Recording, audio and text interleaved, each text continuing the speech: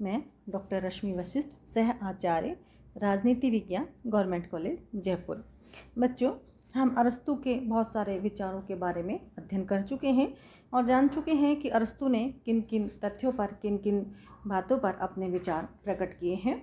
आज हम अरस्तू के उन सभी विचारों के बारे में जानेंगे जो आज भी शाश्वत हैं, सार्वभौमिक हैं। अरस्तू के बहुत सारे विचार ऐसे हैं जो समूचे मानव समाज के रूप में उपयोगी हैं और युगों युगों से आज भी उतनी ही अमूल्य निधियां हैं और राजनीतिक जो दर्शन है उसके अमूल्य निधि हैं। तो उन सब तत्वों को जानने और समझने का प्रयास करेंगे जिन्होंने तत्वों ने राजनीति विज्ञान को बहुत अधिक मूल्यवान बना दिया है और दर्शन की जो बालू है उसमें सोने के कणे की भांति वो आज भी चमक रहे हैं। अरस्तू के चिंतन में केवल यूनानी तत्व ही होते तो चिंतन कभी का नष्ट हो चुका होता।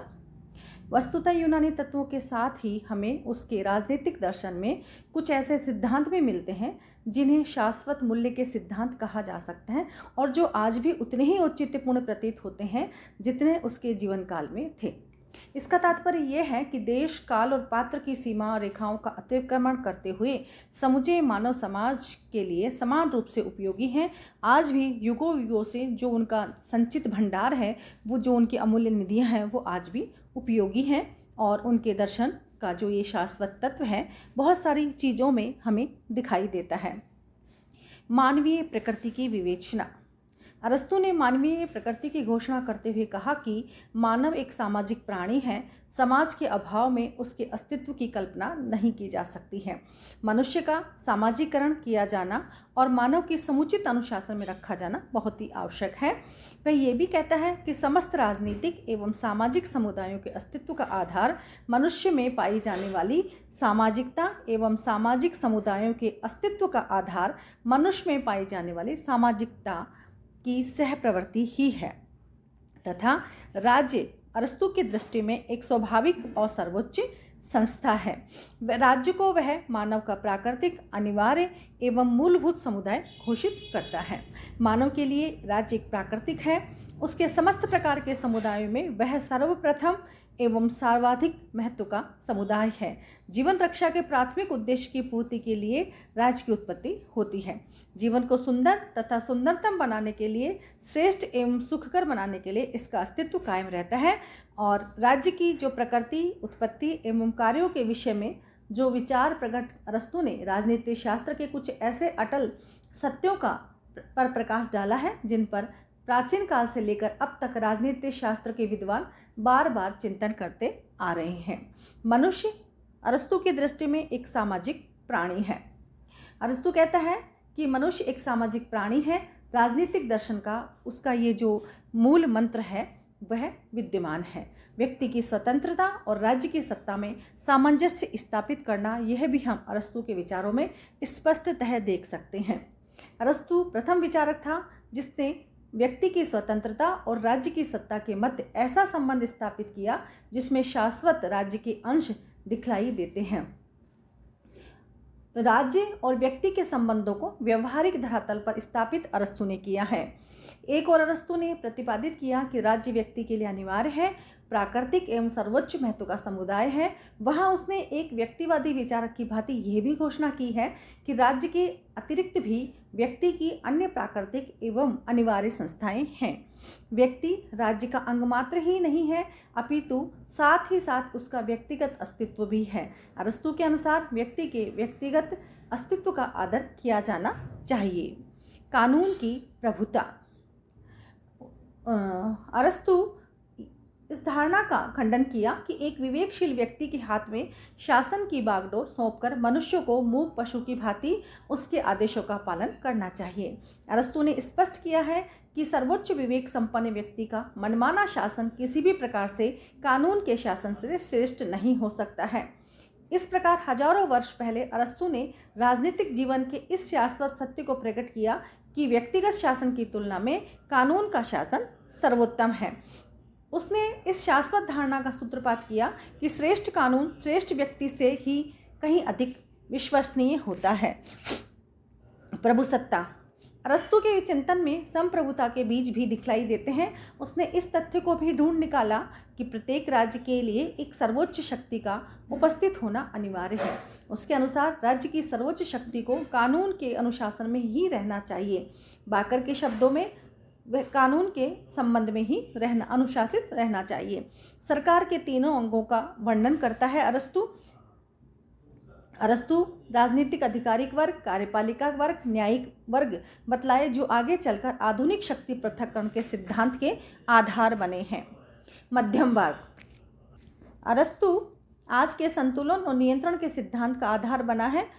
प्रोफेसर कैटलिन ने इस सिद्धांत के कारण अरस्तु को मध्यम वर्गीय सामान्य ज्ञान का दार्शनिक कहा है।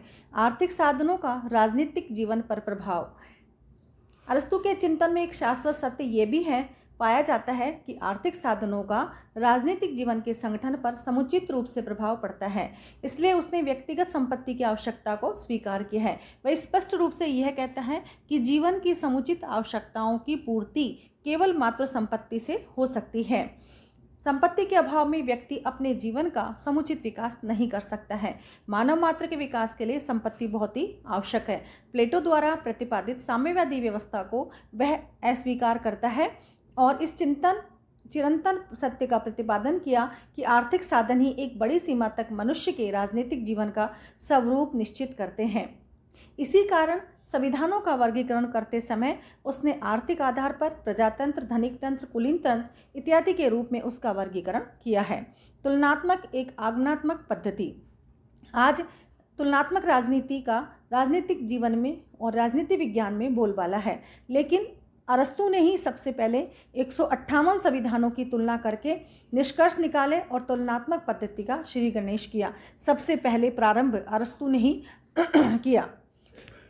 संविधानवाद अरस्तु के राजदर्शन में एक शाश्वत तत्व संविधानवाद है। राजा को स्वेच्छाचारिता के स्थान पर वैध शासन का समर्थन करने वाला अरस्तु था। इस विचार ने राजनीति शास्त्र को प्रभावित किया। बाकर ने कहा है कि अरस्तु की देन को यदि एक शब्द में आंका जाए तो वह शब्द है संविधानवाद। शक्ति विभाजन या शक्ति पृथक्करण का सिद्धांत भी अरस्तु के सिद्धांतों में पाया जाता है। वर्तमान समय में राज्य की शक्ति व्यवस्थापिका, न्यायपालिका तथा कार्यपालिका में बटी होती है। यह दर्शन हमें अरस्तु के सिद्धांत में देखने को मिलता है। इस तरह शक्ति विभाजन का सिद्धांत मूल रूप से अरस्तु के दर्शन में पाया जाता है। राजनीतिक संगठन और क्रियाओं पर आर्थिक प्रभाव। राजनीति और अर्थव्यवस्था का गहरा संबंध बताते हुए कहता है कि शासन की अनेक समस्याओं का कारण धनिकों और निर्धनों का संघर्ष है। उसने सरकारों का जब वर्गीकरण किया और धनिक तंत्र और जनतंत्र के जो बहुत से विभाग किए हैं, उनका अंतिम आधार आर्थिक ही है। अरस्तु की मान्यता है कि यदि राज्य में अत्यधिक गरीब और अत्यधिक अमीर होंगे तो स्थिरता और समृद्धि नहीं पनप सकती। आज भी ये सत्य है। इसलिए दोनों का जो समीकरण है वो होना चाहिए, नहीं तो आर्थिक कारणों से राजनीति में उथल पुथल होती रहती है। अरस्तु के प्रजातंत्र संबंधी विचारों की आज के प्रसंग में सार्थकता दिखाई देती है, अत्यंत सामयिक है और अत्यंत महत्वपूर्ण है। प्रजातंत्र की आलोचना करते हुए अरस्तु ने कहा कि उसमें संख्या की समानता के आधार पर समानता बरती जाती है, व्यक्तियों की तुलनात्मक योग्यताएं एवं श्रेष्ठता के आधार पर नहीं। अरस्तु द्वारा बताई गई यह त्रुटि आज भी विश्व के अधिकांश प्रजातंत्रों में आमतौर से पाई जाती है। इसके अलावा करिश्माई नेताओं और लुभावने नारों द्वारा प्रजातंत्र के नागरिकों को गुमराह भी किया जाता है। तो इस प्रकार से ये बहुत सारे ऐसे दृष्टिकोण हैं जो ये बताते हैं कि जो अरस्तु के दृष्टिकोण है, अरस्तु का जो दर्शन है, जब आज से सदियों पहले, वो आज भी वर्तमान में और सदियों से चला आ रहा है और उसका जो प्रभाव है, उसकी जो सार्वभौमिकता है, उसकी जो शाश्वतता है, वो आज भी पाई जाती है।